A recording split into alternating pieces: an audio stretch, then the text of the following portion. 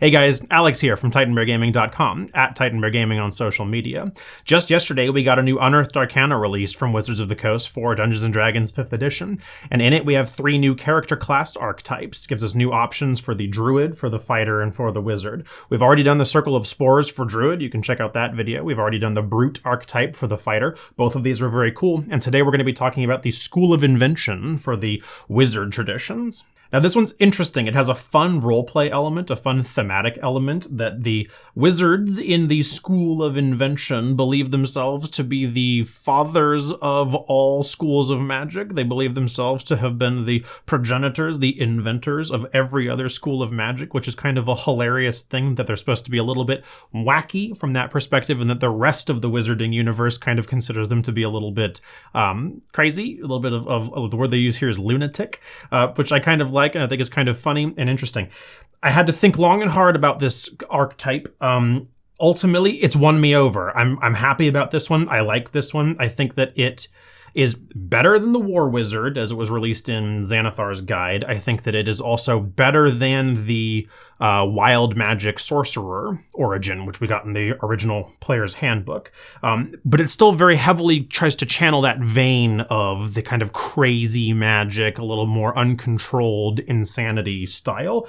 I like the way that they've done it here. Like I said, I had to think a little bit about it as I was going through the details of this, but it's won me over. Let's get to it, right?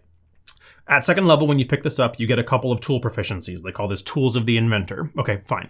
You get a thing called your Arcano-Mechanical Armor. Your Arcano-Mechanical Armor. Yes, get used to saying that word because it's the base theme for your new class here. Okay, it's interesting what it basically operates as. It's effectively studded leather armor. Okay, which sounds a bit odd and sounds a bit weird for a class feature granting you use of light armor for your wizard. Notice your wizard doesn't otherwise get an armor proficiency. Wizards have always had to rely on mage armor for giving themselves any level of AC or using spells like blur or something else along these lines to help keep them alive in combat. Now you get to wear some armor. It's got some cool thematic statements about it that as an inventor, your life is inherently more dangerous and you do weirder or more dangerous things as an inventor, which doesn't really get supported by the later powers. You've got nothing that self-inflicts in terms of damage. You're not vulnerable to your own spells. So it's a little bit funny from that perspective, but it gives you this fancy armor that you basically get to imbue studded leather armor into your arcano-mechanical suit of armor that you're wearing at all times, right? You get proficiency in it, so it doesn't mess with your spell casting. It gives you an armor class of 12 plus your dexterity modifier, just like a normal studded leather armor. And it interacts with another characteristic that you have, which we'll talk about in a moment. So, okay, at second level, you get light armor. Cool. Okay, and it's slightly thematic. Fine. You also pick up Reckless Casting. Now, this is like your meat and potatoes thing that you get. This is the equivalent of the Wild Surge feature that the Chaos Magic style sorcerer gets. It's the same kind of thing. I like the way that this is defined, I think. I'm a little scared to see this come out into play at the table, but I think it could be fun. It's certainly higher stakes, and it fits with the concept of Reckless Casting, which is its title, right? This is what it does, okay? When you attempt to cast a spell that you don't have prepared, all right, that's your thing here. It's not when you're casting any magic, it's you can say, I'm now going to try Reckless Casting, which basically says I forfeit control of the spell that I'm going to cast in hopes that I can do something wild with it, okay? Here's how this goes. When you use this power, okay, you say, I'm going to cast recklessly. You choose what spell level, cantrip or up to level 5, and if you cast at a higher spell level than 5, it knocks it down to the 5th level table. There's a table for each of these things in here, okay? You roll a d10, and then you cast whatever spell it is that comes up on the table, okay? Now that's for cantrips. When you're casting a spell that has spell slots, you're going to roll 2 times, and then you get to pick which of the 2 spells you're going to use. So you get a little bit more of an ability to decide what exactly the spell is that you're going to be using based on the ones that are here on this table. For a cantrip, it's a completely random thing. For a slotted spell, you do get a little bit of a choice. Now, the funny part, and this is the part that you have to read the text very closely to actually understand here, is that on all of these tables, you're rolling a d10. If you roll a 10, you get a cool power in here, okay? Which is you get to now roll 2 more times, and you get to cast each of those 2 new spells. Okay, which gives you a 10% chance that you're going to be casting 2 spells in place of just casting the 1. Right? Now that interacts with your spell slotted feature here, that you get to choose which ones you're going to be casting, at least to some extent. And that's okay. That helps you get a little bit more directedness out of having expended your spell slot resource. But the bottom line is you get to cast 2 spells in the place of just 1, which can be devastating when you start doing 2nd level spells, 3rd level spells, 4th level spells, or 5th level spells, right? This can be a lot, and it can be a lot of extra juice milking out of your spell slot resource management that you have every day as a wizard. Now, there's a little bit of an extra feature on here that needs to be understood, and this is the part that scares me a little bit about how this actually operates. If you roll your d10 and you get a 10, right, which triggers your roll 2 more times and cast both of those new spells, there's another caveat on there. If you roll another 10 on either die, you cast nothing and you waste your action. Right. If you do it with a spell slot, you don't waste the spell slot, but you do waste your action. Okay, so you do nothing. This frightens me a little bit. Without doing the math, what we can say is if this piece only happens 10% of the time, okay, but rolling another 10 on either of the other 2 dice, let's estimate that as an additional 5% or whatever, okay? This means that when you do your reckless casting feature, you're only actually going to be able to do this double cast 5% of the time, and 5% of the time, you're going to be able to cast nothing and your action is wasted, okay? That frightens me a little bit. 5% is a natural 20. Okay, it's a 1 out of 20 chance, right? So you have to get the equivalent of a natural crit in order to actually use this double casting feature, okay?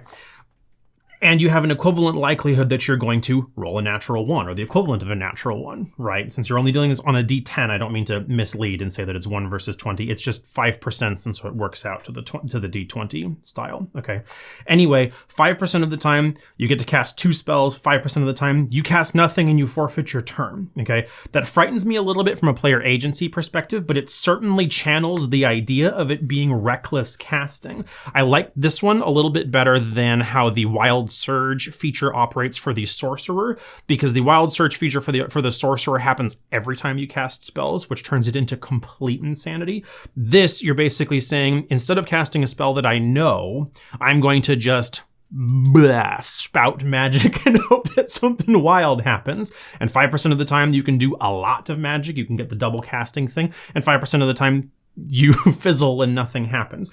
It's cool. It's interesting. I think that it could be a lot of fun, especially if you're going to lean into kind of the I don't know what's going to happen now and style for your role playing for your character.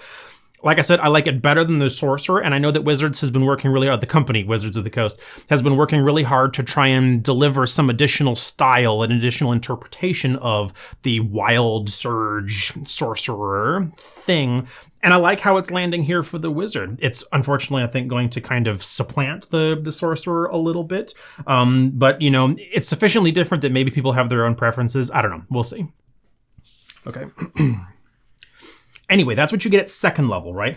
At 2nd level, you get this crazy thing that happens to all of your spell slots going forward. Anyway, there's a lot that you can do with reckless casting, but let's look at some of the other stuff, right? So anyway, at 6th level, you pick up Alchemical Casting, which lets you use your Arcano-mechanical armor to modify spells as you cast them, okay? And basically the way that this works is when you cast a spell, you can also expend, independently of the spell, a level 1 spell slot or a level 2 spell slot to modify the spell as you cast it. Okay, think of this as being something similar to the Sorcerer Font of Magic style. Okay, if you spend a level 1 spell slot, you can change the damage type that the spell is. You can change fire to ice, or you can change lightning to thunder or whatever, right? You can change it to whichever one you want to do. Okay, useful if you are a fire mage in the elemental plane of fire where everything has resistance to fire, right? That can be very helpful. If you spend a 2nd level spell slot, then you basically add 2d10 damage to the original spell, and it adds 2d10 force damage, which can be pretty good. The average roll for a d10 is either a 5 or a 6, and being able to add 2 of them means you're adding a pretty powerful pump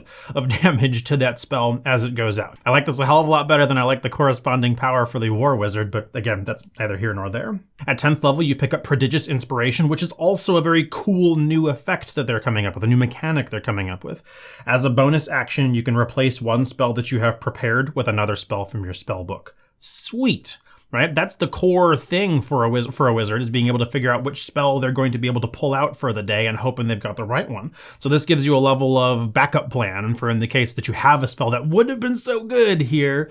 Now you can bust it out. Further, you can do this on every short rest, so you can do this a lot over the course of a single adventuring day. At 14th level, you pick up Controlled Chaos, which again goes back to your reckless casting style. This one's neat. This one basically says that whenever you're going to be doing your reckless casting, you spend your spell slot, but you instead roll on a spell level higher's table, which means for spending a level 2 spell slot, you can be casting level 3 spells. Or if you're spending a level 4 spell slot, you can be casting level 5 spells, which can be really good. I like this as a 14th level ability. 14th level is far enough into the game that something of this strength makes sense. And really, it ends up coming out to being a matter of spell slot efficiency, right? Being able to get extra oomph out of your different spell slots and giving you a little better resource management as you go. I like it. I like it as a mechanic, especially with that paired with Prodigious Inspiration of giving you the ability to change out which ones you have prepared. I like both of these as things that Wizards of the Coast is now trying out as far as the wizard class is concerned. So that's the School of Invention. I think that it's fun. I think it is interesting. I am a little scared to try it out at the gaming table, mostly because of the 5% chance that you're going to get a double cast on your reckless casting, but at the same time, a 5% chance that you could get 0. I think it could be fun. I think it could be interesting. I think that if you're going to be playing this, you really need to lean into that kind of gambling element to it. There's a reason it's called reckless casting in the first place. I think the arcano-mechanical armor that you get could be made a little bit more interesting or a little bit more compelling, and it feels like it's got a little bit of a throwback to kind of your 3rd edition Alchemist, where you had like mutagens and stuff that fundamentally changed your physical form, or you had like bombs or something. So I don't know, that feels a little bit sloppy or a little bit poorly defined, but I kind of like how it fits into your alchemical casting for being able to change the damage type or add some additional damage. I don't know. I really like the reckless mechanic here. I think that the arcano-mechanical armor needs a little bit of polish, or maybe this wants to be a separate class or something. I don't know. There's a reason it's here in the Unearthed Arcana is because Wizards of the Coast wants our feedback. They want to know what we have to say about it. So that's my feedback. I want to know what you have to say. Leave me a comment down below. Tell me what you think of this. I think this one's going to spur a lot of conversation. Leave me a comment, like this video, subscribe to the channel. This is the last one from this Unearthed Arcana, so I'll be moving on back to going to my regular series of videos moving forward here.